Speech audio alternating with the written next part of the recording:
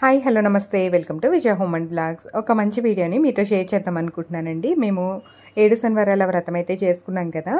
ఇక ముడుపుని స్వామివారికి సమర్పించాలి కాబట్టి తిరుపతి అయితే వెళ్తున్నామండి. తిరుపతి వెళ్లే ముందు రోజు నేనేం చేశాను అన్నది మీకు చూపిద్దాం అనుకుంటున్నాను. అంటే ముడుపది స్వామివారికి తీసుకువెళ్తాం కదా, నేను ముడుపు తీసుకెళ్ళినప్పుడు ఎలా తీసుకెళ్తాను స్వామివారి దగ్గరికి అనేది చూపిస్తాను. అలాగే మేము అక్కడికి వెళ్ళిన తర్వాత చిన్న చిన్న క్లిప్స్ అయితే తీసానండి. అవి కూడా ఈ వీడియోలోనే యాడ్ చేస్తాను. ఇంతకు ముందు పోస్ట్ చేసిన వీడియోలో చాలా మంది అడిగారు కదా, అక్క ముడుపు ఎప్పుడు ఇస్తారు, ఎలా ఇస్తారు ఏంటని. అలాంటి వాళ్ళ కోసం అని చెప్పి వీడియో హెల్ప్ అవుతుంది కదా అని మీకు షేర్ చేస్తున్నాను. మేమైతే పోయిన శుక్రవారం వెళ్ళామండి ఊరికి, మధ్యాహ్నం నుంచి బయలుదేరి. ఇక అందుకని ముందు రోజే నేను ఇంట్లో అయితే ఈ విధంగా రెడీ చేసి పెట్టేసుకున్నాను. అప్పటికప్పుడు అంటే కొంచెం ఇబ్బంది అవుతుంది కదా. అందులో ఈరోజు ఏకాదశి కూడా వచ్చిందండి. అందుకని చక్కగా ఇంట్లో శివాభిషేకం చేసుకున్నాను. తర్వాత వెంకటేశ్వర స్వామి వారికి కూడా పూజ చేసుకున్నాను. ఎలాగో ముడుపు ఇవన్నీ కూడా ప్యాక్ చేసి పెట్టుకోవాలి కాబట్టి చక్కగా ఇంట్లో పూజ అంతా కంప్లీట్ చేసుకున్నాను ముందుగా అయితే. మేమైతే తిరుపతి వెళ్ళడానికి 3 నెలలు ముందుగానే టికెట్స్ కానీ అకామిడేషన్ కానీ అన్నీ బుక్ చేసి పెట్టుకున్నామండి. ఆ టైంకి మాకు వ్రతం కూడా 8 వారాలు పూర్తయిపోయిందనమాట. వ్రతం పూర్తయి బయలుదేరుతున్నాం. లాస్ట్ వీక్ వ్రతం పూర్తయింది. ఈ వారం ఊరికి వెళ్తున్నాం అనమాట. ఇక ముందుకైతే శివాభిషేకం, స్వామివారికి తులసి దళాలతో కొన్ని పువ్వులతో పూజ అయితే చేసుకున్నాను చక్కగాని. తర్వాత ముడుపు దగ్గర కూడా కొంచెం పసుపు, కుంకుమ, అక్షింతలు ఇవన్నీ కూడా వేస్ట్ చేసుకున్నానండి. అంటే ముడుపు తీసుకెళ్లే రోజు ప్రతిరోజు కూడా ముడుపు దేవుడి దగ్గర పెట్టి పూజ చేసుకుంటాం. అంటే 7 వారాలు స్వామివారి దగ్గర పెట్టి పూజ చేసుకుంటాం కదా. తర్వాత ఆ ముడుపు తీసేసి దేవుడి దగ్గర పెట్టేసి ప్రతిరోజు కూడా పూజ చేసుకుంటామండి స్వామివారికి అప్పచెప్పే. మాకైతే ఈసారి దర్శనం ఉందండి. అలాగే ముందు రోజు అంగ ప్రదక్షిణ కూడా ఉంది.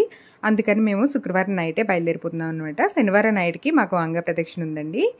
ఇక నేను ఈరోజు ఏం చేశానంటే ముడుపు దగ్గర పూజ చేసేసుకుని, ఇక్కడ మనకి స్వామివారి వ్రతం బుక్ ఉంది కదండి, దాంట్లో అష్టోత్తరం ఉంటుందన్నమాట. స్వామివారిది, అమ్మవారిది ఇలాగన్నీ అష్టోత్తరాలు ఉంటాయి. మనకి ఏది కావాలంటే అది చదువుకోవచ్చు. నేను ఎప్పుడు వెళ్ళినా కొన్ని కర్పూరాలు అయితే తీసుకువెళ్తానండి.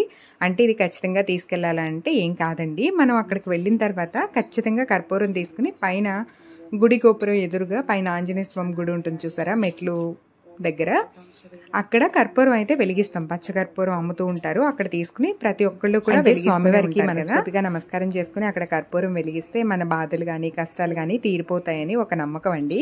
అందుకని ఖచ్చితంగా పచ్చకర్పూరాన్ని అక్కడ వెలిగిస్తూ ఉంటారు చాలా మంది. మీరు చూసే ఉంటారు, కొబ్బరికాయలు కూడా అక్కడే కొడుతూ ఉంటారు. ఇక అక్కడే మేము కూడా ఎప్పుడు కర్పూరం వెలిగిస్తాము. ఏంటంటే ఇంట్లోంచి కొన్ని కర్పూరం బిళ్ళలు తీసుకుని, అంటే మన ఇంటి దగ్గర నుంచి తీసుకువెళ్ళాలి అనే ఒక ఆలోచనతో నేనైతే ఎప్పుడు తీసుకువెళ్తూ ఉంటాను. ఇక్కడ ఏంటంటే అష్టోత్తరం చదువుకుని ఒక 21 కర్పూరం బిళ్ళలు అయితే అష్టోత్తరంతో పూజ అయితే చేసుకున్నానండి. వాటిని నేను అక్కడికి తీసుకువెళ్తామన్నమాట. దాంతోపాటు అక్కడ పచ్చకర్పూరం కొనేసి అది ఇది కలిపి వెలిగిస్తాము. మనం 108 అష్టోత్తరాలకి నామాలకి ఒక్కొక్క బిళ్ళ చొప్పున 108 కూడా తీసుకువెళ్ళొచ్చు. నేనైతే ఒక 21 చేసి పెట్టుకున్నానండి. ఇక చక్కగా మనస్ఫూర్తిగా కాసేపు కూర్చొని స్వామివారి దగ్గర పూజ అయితే చేసేసుకున్నాను. చేసుకున్న తర్వాత ఇవన్నీ కూడా ప్యాక్ చేసి పెట్టేసుకుంటాను. తర్వాత ముడుపు తీసుకువెళ్ళేటప్పుడు స్వామివారికి 7 వారాల పూజ చేశాం కదండి, 8వ వారం వడ్డీ కింద చేస్తాము. అలాగే ముడుపు కూడా అంతేనండి. ముడుపుతో పాటు వడ్డీ కాసులు వాడు కాబట్టి మనకి తోచినంత 11 రూపాయలు కానీ 21 రూపాయి కానీ 101 రూపాయి కానీ ఎంతో కొంత స్వామివారికి వడ్డీ పెట్టి తీసుకువెళ్ళాలన్నమాట. మీకు వీలైనంత, ఖచ్చితంగా ఇంతే పెట్టాలని లేదు, మనం ఎంత పెట్టాలనిపిస్తే అంత పెట్టి చక్కగా ముడుపు అనేది తీసుకువెళ్ళొచ్చు. నేను ఇంకా స్వామివారికి హారతి కూడా ఈసారి మేము తిరుపతికి ఫ్యామిలీ అంతా కలిపి వెళ్తున్నామండి. ఎప్పుడు వెళ్ళినా మేము ముగ్గురు వెళ్ళడం ఎక్కువ అలవాటు అనమాట. కొంచెం వెళ్ళాలి అనిపించినప్పుడు ముందుగా టికెట్స్ చేసేసుకుని వెళ్ళిపోతూ ఉంటాము. ఎక్కువగా వెళ్ళేది తిరుపతి, అరుణాచలం అండి. 2 ఎక్కువ వెళ్తూ ఉంటాం అనమాట.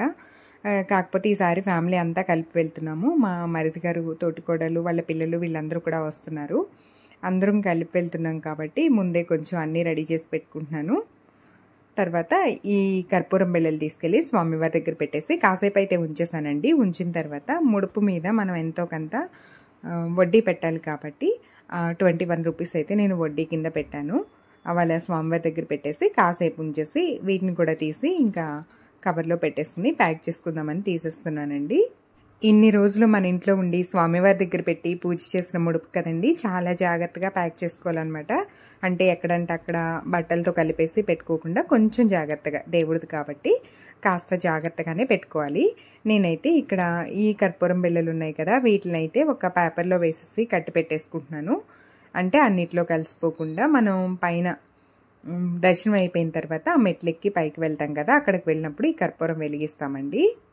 ఇలా స్వామివారికి ఇవ్వాలి అనుకున్నవన్నీ కూడా జాగ్రత్తగా ఒక కవర్లో పెట్టుకుంటున్నానండి. ఇవేంటంటే దర్శనం అయిన తర్వాత ముడుపు బయట వైపు మనకి స్వామివారి హుండీ ఉంటుంది కదా, అక్కడ ఇస్తామండి.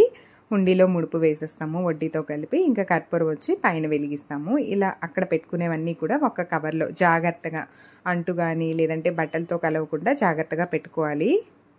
ఇలా దేవుడికి ఇవ్వాలి అనుకున్నవన్నీ కూడా ఇలాగ కవర్లో పెట్టేసుకుని నేను రెడీ చేసి పెట్టుకుంటున్నాను. హ్యాండ్ బ్యాగ్లో అయినా పెట్టుకోవచ్చు, పర్వాలేదు. ఇక తర్వాత మేమైతే శుక్రవారం నైట్ బయలుదేరి ఇక వెళ్ళిపోయామండి. మరుసటి రోజు ఉదయం అయితే అక్కడ దిగామన్నమాట. దిగిన తర్వాత మాకు శ్రీనివాసం పక్కనున్న మాధవన్లో అయితే రూమ్ దొరికింది. మేము రూమ్ కూడా ముందే బుక్ చేసి పెట్టుకున్నామండి. అక్కడ 2 days అయితే స్టే చేసాము. మాకు శనివారం నైట్ అయితే అంగప్రదక్షిణ ఉంది. అంగప్రదక్షిణకి వెళ్ళేలోగా పగలంతా ఖాళీ కాబట్టి మేము ఆ రోజు విఘ్నాలు తీర్చే విఘ్నేశ్వరుడ కాణిపాకం వెళ్ళాము. అక్కడ ఫోన్స్ అన్నీ లాకర్లో పెట్టాం కాబట్టి ఎక్కడ ఎక్కువగా వీడియోస్ తీయడం కుదరలేదండి. అంటే ఖచ్చితంగా తీయాలని నేనేం పెట్టుకోలేదు. ముందు దర్శనాల వరకు బాగా అయితే చాలా అనిపించింది, అందుకని దర్శనాల వరకు ఎక్కువగా చూసుకున్నాము. కాణిపాకంలో దర్శనం నిజరూప దర్శనం అయిందండి. చక్కగా దర్శనం చేసుకుని అక్కడే భోజనం చేసేసి ఇక మళ్ళీ అక్కడి నుంచి పద్మావతి అమ్మవారి గుడికి అయితే వెళ్ళిపోయాము, తిరుచానూరు. అక్కడ కూడా 4:30కి వెళ్ళాం కానీ 5 వరకు అయితే ఓపెన్ చేయలేదు.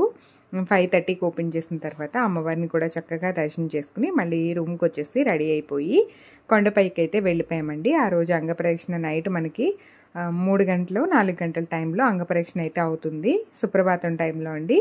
అదంతా అయిపోయిన తర్వాత మళ్ళీ కిందకు వచ్చేసి ఉదయాన్నే మళ్ళీ రెడీ అయిపోయి ఈరోజు మధ్యాహ్నం అయితే మాకు దర్శనం ఉందండి. ఆదివారం మధ్యాహ్నం చక్కగా సాయంత్రానికి స్వామివారిని దర్శనం చేసుకుని మళ్ళీ కొండ కిందకైతే వచ్చేసాము.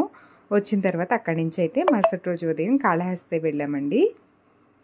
కాళహస్తిలో కూడా చాలా మంది జనాలు ఉన్నారు. అసలు తిరుపతిలో కానీ కాళహస్తి కానీ కాణిపాకం కానీ ఎక్కడా ఖాళీ లేదండి, విపరీతమైన జనాలు ఉన్నారు. సమ్మర్ కదా.